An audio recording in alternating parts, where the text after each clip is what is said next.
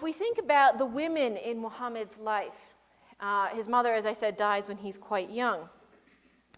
The first important woman to mention in his life is Khadijah. And I don't want to go too much into the history. I'm sure that when you you had the lecture about the life of Muhammad, you probably talked about this. You probably talked about the marriage to Khadijah and so on. But briefly, Khadijah was a wealthy widow. And she wanted, like all other Meccans, to get involved in this trade. But as a woman, she couldn't do this trade, which involved traveling over land. And so she hires Muhammad to do this. She hires Muhammad to be her emissary, so to speak. And then when Muhammad is still a young man, 25, and she is reportedly 40, she proposes marriage to Muhammad, and he accepts. And Muhammad and Khadijah had a very happy, normal, domestic life, as far as anyone can see. They had enough to eat, they had children, they were very happy together, they loved one another, and probably Muhammad didn't really think anything significant was going to happen, but of course it did in his life. But his relationship with Khadijah is important in that while it is often talked about the fact that Muhammad married many women, and he did. When Muhammad dies in 632, he has 9 wives. But for most of his youthful life, from the age of 25 to his early 50s, he was married to only one woman, and that was Khadijah. Khadijah, of course, is very important. She's the first person to believe in the divine nature of the message Muhammad received, in some ways before Muhammad himself. Because when Muhammad comes back to her after having this first revelation, he's not sure if this is really real or if he's possessed.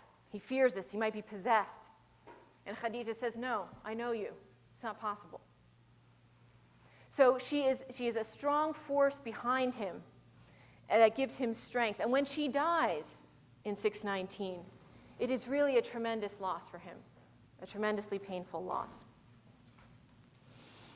Another wife of Muhammad to mention, in a sense at the sort of opposite, very opposite type of personality, is Ayesha, his wife Ayesha. Ayesha is one of 2 women that he marries shortly after the death of Khadijah. Ayesha is the youngest wife of Muhammad, which you again probably heard. The marriage to Muhammad was consummated when Ayesha was either 9 or 13. There are various accounts, nonetheless quite young.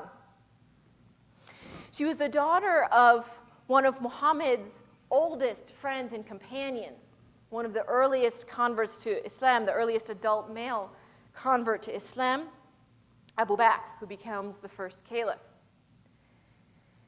Ayesha is the only woman that Muhammad marries that was not previously married before. All of the other women that Muhammad married, from Khadijah to the other 8 wives that he has at the time of his death, are all widows, some of them with children from previous marriages. Ayesha is the only non-widow that Muhammad marries. And there are many reports that indicate that after Khadijah, she was his favorite wife. But Ayesha was also quite a feisty character. She was young, and she didn't seem to have much compunction about telling Muhammad at various points exactly what she thought about something. She is known, there's a famous case that I'm going to talk about actually a little bit later in more detail, where she's accused of adultery, falsely accused of having committed adultery. And Muhammad is, of course, very distraught by this. He doesn't know what to do. He seeks his friend's help to find out what to do. He decides to separate from Ayesha for a while to see what happens and sends her back to her father's house. Eventually, a revelation comes down, exonerating her and condemning those people who slandered her.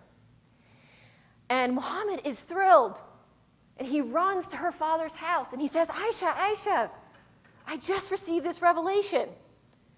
And she is mad. And she says, well, I guess I have God to thank for that, not you. She was furious that he didn't believe her, and she had no compunction about telling him that. But the relationship, despite this age difference, was very close. There are many cases where it said that when Muhammad was emotionally worn down by the stresses of the situation that he was in, he would say to Ayesha, "Come, just sit and talk with me for a while." Just sitting and talking with Ayesha eased his heart. So the relationship here, again, was one that was very close. Now, the other wives of Muhammad are, as I said, all widows. Many people point out that the particular choice Muhammad made of these other wives had political motivations, in the sense that he was very careful to marry women from different major clans and groups within Mecca in particular, or Arabia in general, and never to marry more than one from that clan. In other words, to sort of spread it out, and so that there wouldn't be favoritism in any way. I think that that's certainly true, but I think to say that also does not do justice to the fact that Muhammad also had very close relationships with these other wives as well. And that is quite clear. The tenderness that he had for his other wives is also quite clear in the Quran. I'm sorry, in the life of Muhammad. All of the wives of Muhammad have the title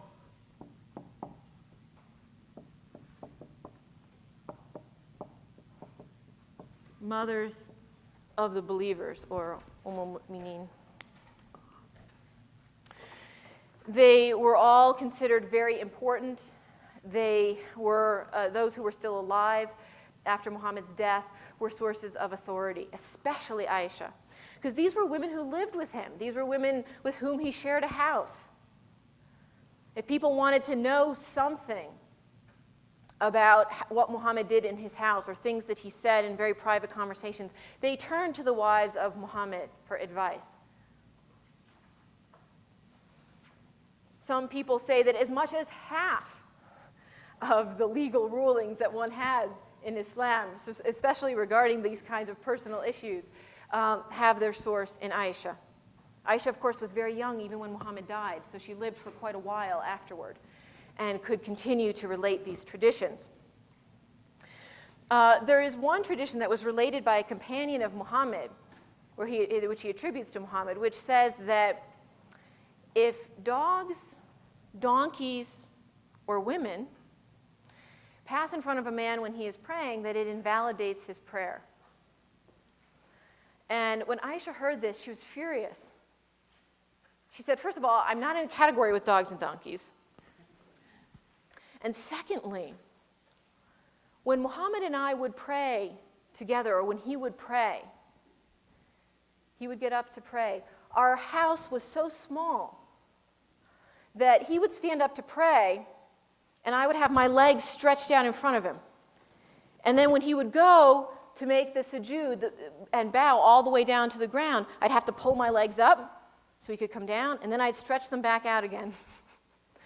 So she said, this is a load of nonsense. And when it came to a question of taking the word of one of the companions of Muhammad over the word of Ayesha, Ayesha was considered more authoritative because she had lived with Muhammad. So I think it's quite clear that women played an important role personally in the life of Muhammad. He also had, of course, his daughter. He had more than one daughter, but the only daughter that survives him is Fatimah. And she only survives him by a matter of months. But Fatimah was extremely dear to him, and he made absolutely no secret at all about how important Fatimah was to him and how important his daughters were to him. He said, whatever hurts Fatimah hurts me. So he was very close with his daughters. He was very close with his grandchildren. He was really, in every way, a man who loved his family a great deal, and much of that family were women.